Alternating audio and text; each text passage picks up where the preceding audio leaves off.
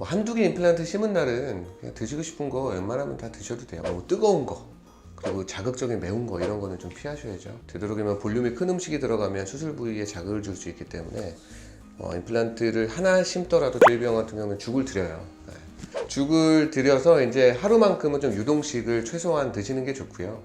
그 다음 날부터는 보통 통증도 없어지고 어느 정도 피나는 것도 거의 대부분 줄게 되거든요. 한 48시간, 이틀 정도만 지나면 거의 대부분 출혈은 다 없어져요. 그래서 최소한 다음 날이나 다다음 날부터는 평소에 드시던 거에서 볼륨이 크고 딱딱한 것만 좀 피하시고 이제 부드럽게 좀 밥을 질게 해서 드시면 다 식사는 어느 정도 가능합니다.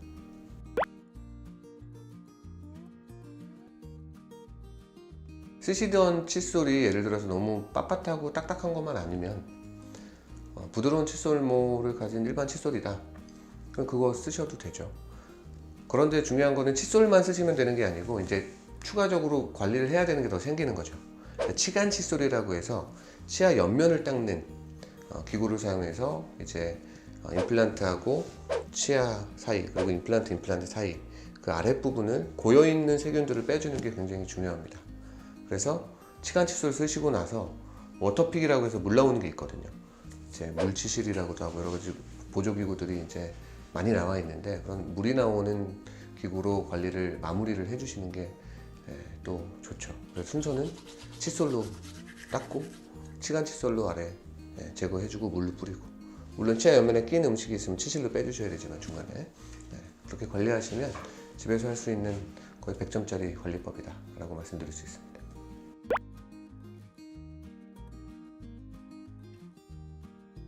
네, 임플란트를 오래 쓸 수 있는 비결은 일단 세균이 없어야 되고요.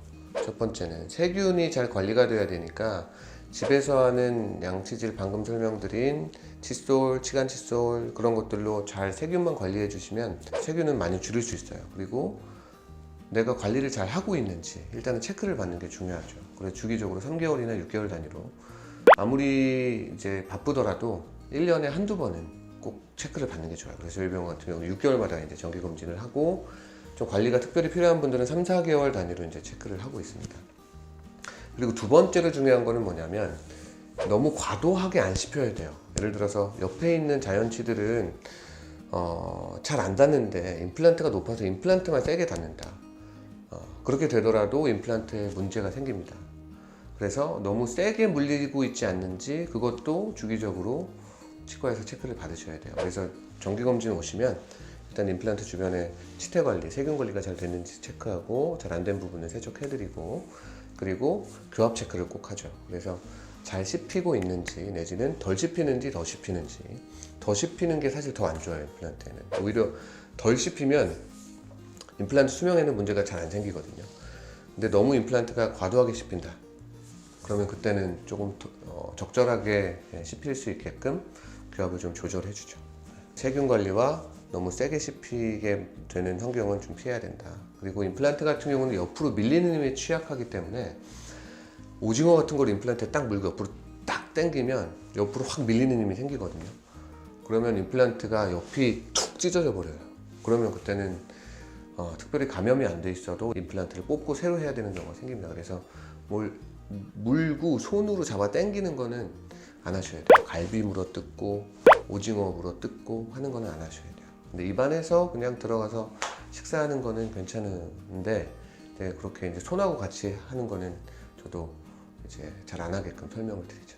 근데 뭔가 파열되거나 문제가 생기면 저희 병원 자체적인 보장 기간 안에 문제가 생기는 거는 추가적인 비용 없이 이제 다시 치료를 해드리는 경우가 있고, 보통은 보철물에서 문제가 생기는 경우가 거의 대부분이에요. 뼈에 들어있는 식립체, 픽스처라고 불리는 뼈에 들어가 있는 임플란트에 문제가 생기는 경우보다 거기에 달려있는 머리 부분, 크라운, 보철 부분에 문제가 생기는 경우가 훨씬 더 많거든요. 그런 경우에는 간단하게 새로 본을 뜨거나 기존에 있던 보철물을 좀 수정할 수 있기 때문에 또 쉽게 이제 보완할 수 있다라고 생각하시면 됩니다.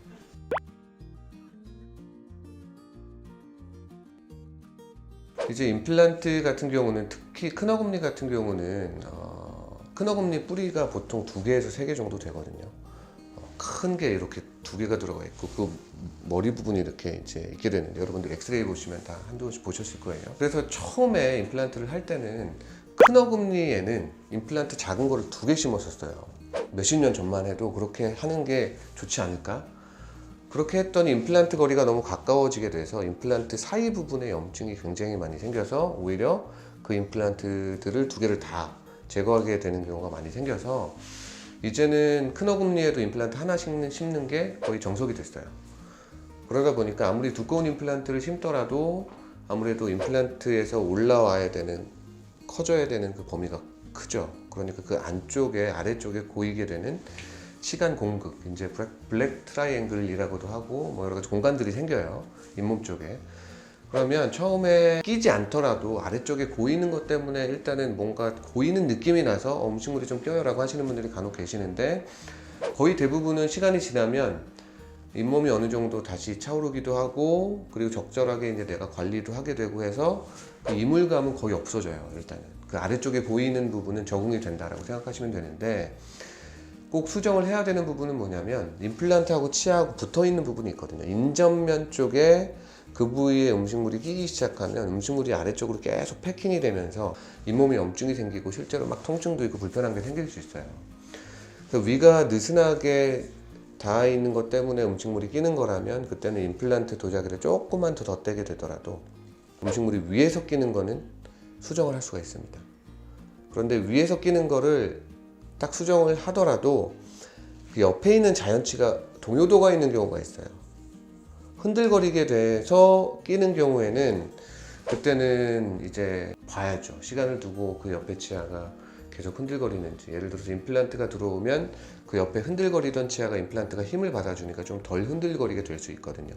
그러면 또 차후에 음식물이 끼는 게 좀 줄 수도 있고, 그리고 한쪽으로 씹다가 양쪽으로 씹다 보면 또 음식물이 끼는 게 또 줄 수도 있고, 그래서 여러 가지 상황들을 고려를 해야 돼서 즉시 수정을 해야 되는 경우는 즉시 수정하지만 또 시간을 두고 적응해야 되고 또 인접치가 흔들거리게 되는 경우 등 여러 가지 상황들을 고려를 해야 되기 때문에 그런 것들은 이제 좀 주기적으로 체크를 받아야 될 필요가 있습니다. 그래서 어쨌든 음식물 끼는 거는 어느 정도 발생할 수 있지만 그걸 최소화할 수 있기 위해서 이제 맞춤지대주라든지 여러 가지 그 공간을 최소화할 수 있는 그런 디자인으로 보철물을 제작을 해드리고 있는데, 적절하게 관리하시고 또 잘 이제 치과에서 필요한 경우에 수정을 하시게 되면 음식물 끼는 부분은 거의 대부분 해결할 수 있다라고 말씀드릴 수 있습니다.